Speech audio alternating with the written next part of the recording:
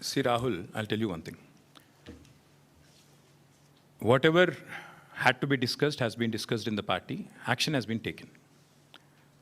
Once action has been taken, there is nothing further that I can add or comment. Because whatever had to be discussed, whatever had to be discussed internally on party forums, we have done that. And we have acted. And therefore, after the action has been taken, there is nothing further for me to comment or elaborate on. Thank you. Yes. ఇప్పుడు దాదాపు 20-25 రోజుల కింద అనుకుంటాను ఉపరాష్ట్రపతి ఎన్నికల ఘట్టానికి తెరలేసినప్పుడు మేము స్పష్టంగా చెప్పాం. రాష్ట్రంలో 70 లక్షల మంది రైతులు ఈరోజు మనం ఈ నిమిషం ఇక్కడెక్కడైతే మాట్లాడుతున్నామో ఈరోజు మనం ఇక్కడున్నాం హైదరాబాద్లో లక్షల మంది రైతులు ఇవాళ క్యూలలో ఉన్నారు ఎరువుల దుకాణాల ముంగట. రాష్ట్ర వ్యాప్తంగా ఒక జిల్లా కాదు అన్ని జిల్లాల్లో ఎక్కడికక్కడ కొట్టుకుంటున్నారు, మహిళలు కొట్టుకుంటున్నారు, మహిళా రైతులు. అంత అరాచకమైన పరిస్థితి ఉంది.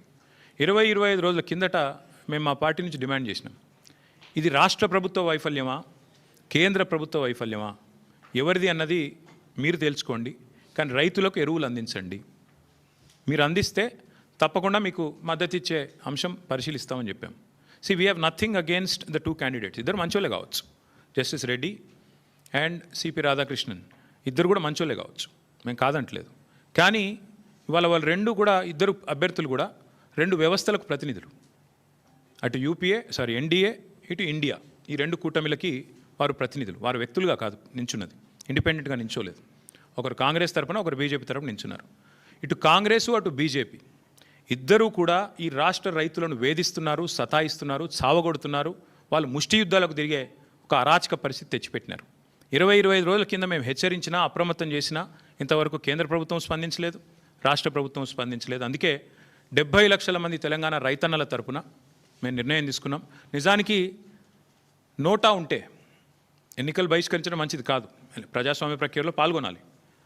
నోటా అనే బటన్ ఉంటే అందులో నోటా కొత్తటోళ్ళం, కానీ నోటా లేదు.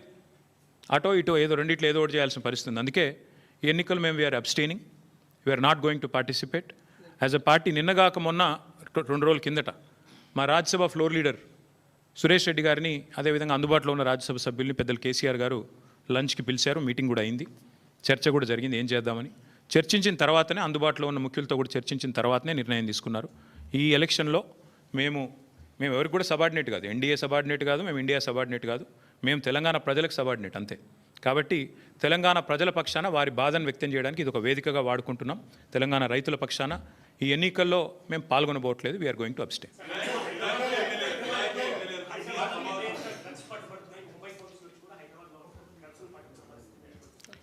తెల్లారు లేస్తే బిల్డప్లు, ఒకటి ఈగల్ అని, ఇంకోటి హైడ్రా అని, నేను 18 గంటలు పనిచేస్తా అని, నేనే హోంమంత్రిత్వ శాఖ కావాలని నా దగ్గర పెట్టుకున్నా అని.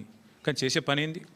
నిమజ్జనం కాడికి పోయి ఇట్లా చూసినట్టు చేసుడు యాక్టింగు, లేదంటే మా సోషల్ మీడియాలో ఏ పిల్లగాడు ఏం పోస్ట్ పెడుతుండో చూసుడు, రీట్వీట్ వస్తే 20 రోజులు జైల్లో పెట్టుడు, సోయి లేదా కేసీఆర్ మీద సిబిఐ కేసు.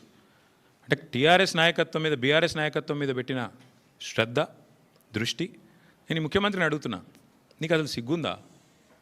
మహారాష్ట్ర పోలీసు వాళ్ళు వచ్చి ఇక్కడ నెలల తరబడి ఆ కంపెనీలో కూలీలుగా చేరి, కార్మికులుగా చేరి, నెలల తరబడి పరిశోధించి చివరికి అది డ్రగ్స్ అని తెలుసుకున్న తర్వాత, నిర్ధారించుకున్న తర్వాత, నీకు ఖబర్ లేకుండా, నీ పోలీసు వాళ్ళకి ఖబర్ లేకుండా నీ ఇంటెలిజెన్స్ వ్యవస్థ కుప్పగూలిపోయి వాళ్ళు వచ్చి దాడి చేసి, మహారాష్ట్ర పోలీసు వాళ్ళు వచ్చి హైదరాబాద్లోని చర్లపల్లిలో దాడి చేసి 12,000 కోట్ల డ్రగ్స్ పట్టుకున్నారు.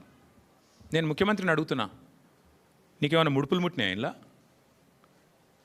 12,000 కోట్లు 21 నెలల నుంచి ఏం చేస్తున్నావు? నీ ఈగల్ ఏం చేస్తుంది? నీ హైడ్రా ఏం చేస్తుంది? నీ హోంమంత్రిత్వ శాఖ ఏం చేస్తుంది? నీ పోలీస్ ఇంటెలిజెన్స్ ఏం చేస్తుంది? ముడుపులు తీసుకోవడంలో బిజీగా ఉన్నారా? ఎట్లా? హైదరాబాద్లోని చెర్లపల్లిలో 12,000 కోట్లు.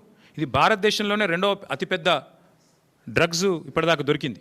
ఇదివరకు ఒకసారి గుజరాత్లో దొరికింది 21,000 కోట్లు.